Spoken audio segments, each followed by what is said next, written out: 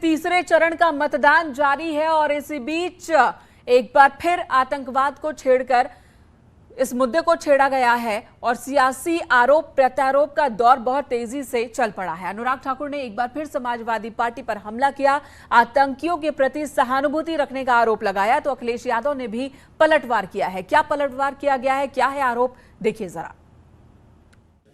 मैंने कल भी कहा था, अहमदाबाद बम धमाकों के तार सीधे तौर पर समाजवादी पार्टी से जुड़े हैं। अखिलेश यादव जी अब तक मौन हैं, चुप्पी साधे हुए हैं। कारण क्या है? आतंकी का अब्बूजान, समाजवादियों का भाईजान, इसलिए बंद है जुबान। अखिलेश जी की बंद है जुबान। निश्चित तौर पर अगर आप कुल मिलाकर देखें, अपराधी, गुंडे, दंगई और अब आतंकी, इनके तार सीधे सीधे समाजवादी पार्टी से जुड़े हैं। क्या है ये कनेक्शन? आजमगढ़ को आतंकवाद का गढ़ बनाने का। क्या है ये कनेक्शन? आतंकवाद पर चुप्पी साधने का। क्या है ये कनेक्शन? मौन साधने का और झूठे। सवाल अनुराग ठाकुर का है। वो मंत्री हैं, जिस समय की घटना हुई होगी ब्लास्ट, उसी के आसपास हमें और वो सब लोग एक गाड़ी में बैठ करके डिफेंस की ऑफिस में गए थे। वहां पर टेरिटोरियल आर्मी की कोई बहुत ट्रेनिंग थी। अगर मैं आतंकवादी हूं तो वो भी आतंकवादी होंगे। और ये बात पूछिए आप उनसे कि क्या आप एक गाड़ी में मुझे बैठा करके नीरज शेखर खुद टेरिटोरियल आर्मी की ट्रेनिंग को लेकर के डिफेंस में लेके गए थे? नहीं कि लेके गए थे। तो इसका मतलब क्या निकाले हम? और फिर देश के बड़े बड़े उद्योगपति जो पैसा लेकर बैंकों के भागे, उनकी तस्वीर किसके साथ है? और इधर एसपी नेता और सांसद एसपी नेता अखिलेश यादव की पत्नी डिंपल यादव ने न्यूज 18 से बातचीत में दावा किया है कि इस बार समाजवादी पार्टी की ही सरकार बनने जा रही है। उत्तर प्रदेश में उन्होंने बीजेपी पर भी निशाना साधा। उत्तर प्रदेश में तीसरे चरण का मतदान जारी है। इटावा में भी मतदान हो रहा है। बातचीत करने के लिए डिंपल यादव जी हमारे साथ हैं। डिंपल जी, किस तरीके से मतदान हो रहा है? आपने भी अपने मत का प्रयोग किया है। मैं समझती हूँ कि जनता उत्साहित है और निकल के आ रही हैं और जल्दी निकल के आ रही हैं। तो समाजवादी पार्टी की और गठबंधन की सरकार बनने जा रही है। सवाल ये है कि बीजेपी लगातार समाजवादी पार्टी पर हमले कर रही है। ये बताया जा रहा है कि आतंकियों का हाथ समाजवादी पार्टी के साथ है।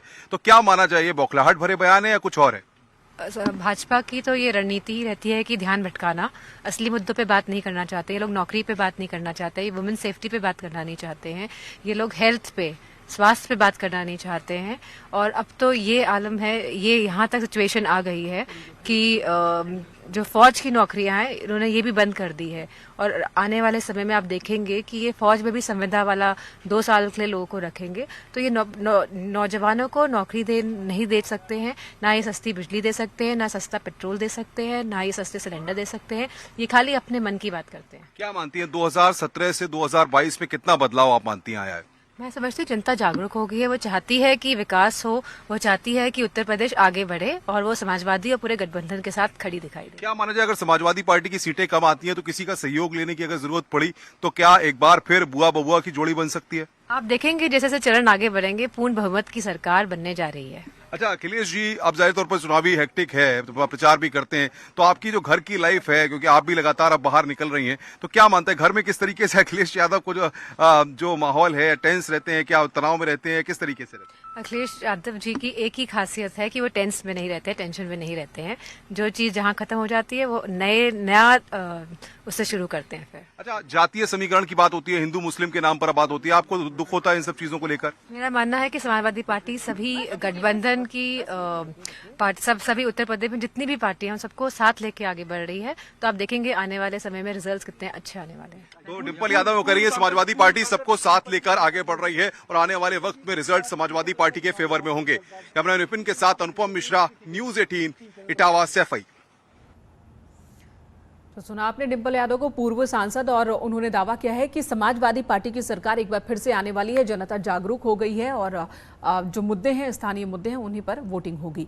तीसरे दौर के लिए मतदान चल रहा है, 59 सीटों पर वोटिंग हो रही है। हमारे न्यूज 18 के 59 रिपोर्टर सभी पोलिंग बूथ पर इस वक्त मौजूद हैं और हम आपको दिखाएंगे हर सीट पर कानपुर के लोगों में वोटिंग को लेकर किस तरह का उत्साह देखने को मिल रहा है, जगह जगह बूथों पर किस तरह से लाइन लगी हुई है और किन मुद्दों पर लोग वोट कर रहे हैं। तो 59 जगहों पर 59 रिपोर्टर न्यूज 18 के इस वक्त तैनात है। चरण के लिए मतदान जारी है और कानपुर में मतदान हो रहा है। इस वक्त मैं जिस जगह खड़ा हूं आप देख सकते हैं कि लंबी कतार देखी जा सकती है और कमोवेश यही स्थिति कानपुर में हर जगह देखने को, जहां एक और सुबह परसेंटेज लो थी वहीं अब इसने रफ्तार पकड़ी है। और बात की जाए 2017 के विधानसभा के चुनाव के कंपैरिजन अभी तक का जो परसेंटेज है सबसे ज्यादा जा रहा है और अभी तक 30% को एक क्रॉस कर चुका है। यानी कहीं ना कहीं वोटरों के अंदर जागरूकता देखी जा सकती है। सुरक्षा की बात करें आप देख सकते हैं कि हर आने वाले व्यक्ति के पूरी कार्ड्स चेक हो रहे हैं, उसके मोबाइल्स को सबमिट कराया जा रहा है, उसके बाद उनको अंदर भेजा जा रहा है। और जहां तक कि कुछ सेंटर्स पे ईवीएम खराब होने की शिकायत आई थी, जिसे 15 से 30 मिनट की दूरी में ठीक कर लिया गया। जहां एक और कानपुर के ककवन ब्लॉक की बात की जाए, ककवन ब्लॉक में जहां ब्रिज को लेकर कुछ समस्या ने बहिष्कार किया था, मगर लोगों को समझा दिया गया और वोटरों ने वहां भी अपना वोट कास्ट करना शुरू कर दिया है। यानी कहीं ना कहीं वोटर जागरूक कानपुर में दिख रहा है। देखना यह होगा कि क्या कानपुर के लोग डिस्टिंक्शन पाते हैं या नहीं। विजिलेंस आशीष पांडे के साथ अमित गंजू, न्यूज़ 18 कानपुर। से इस वक्त हो रही है वोटिंग। तीसरे चरण का मतदान उत्तर प्रदेश में चल रहा है। चलिए अब आपको फर्रुखाबाद की तस्वीर दिखा देते हैं। यहां भी बड़ी संख्या में लोग लोकतंत्र के इस महापर्व में हिस्सा लेने पहुंच रहे हैं। देखिए ये तस्वीर। उत्तर प्रदेश विधानसभा चुनाव की तीसरे चरण के दौर में 59 सीटों पर मतदान हो रहा है। अगर बात करें फर्रुखाबाद जिले की तो तीसरे चरण की 4 विधानसभाओं में यहां भी मतदान हो रहा है। अगर बात करें कि वोटिंग परसेंट की तो अब तक फर्रुखाबाद जिले में कि जो चारों विधानसभाएं हैं उनमें एवरेज तौर पर 41% से ज़्यादा मतदान हो चुका है। आप लगातार देख रहे हैं कि लगातार जो लंबी लंबी लाइन है जो पोलिंग स्टेशंस पे, वो इस बात की गवाही दे रहे हैं कि जो जनता है वो लोकतंत्र के पर्व में बढ़ चढ़कर हिस्सा ले रही है। अगर बात करें कायमगंज विधानसभा की तो 39% मतदान हो चुका है। अमृतपुर की बात करें 40% हो चुका है। फर्रुखाबाद सदर की बात करें 41% हो चुका है। तो शाम के 4 बजने वाले हैं। लगभग 2 घंटे का वक्त अभी रह गया है आपके हाथ में। अगर अभी तक आप नहीं पहुंचे हैं पोलिंग बूथ तो आप भी पहुंचिए, अपने मताधिकार का इस्तेमाल कीजिए। पहले दूसरे चरण में हमने देखा कि 2017 के मुकाबले 1 से 3% तक कम मतदान हुआ है। कोशिश रहे कि तीसरे चरण में मतदान फीसदी बढ़े। अपनी जिम्मेदारी, अपना कर्तव्य आप जरूर निभाइए। एक छोटे से ब्रेक के लिए रुकेंगे, तुरंत लौटते हैं।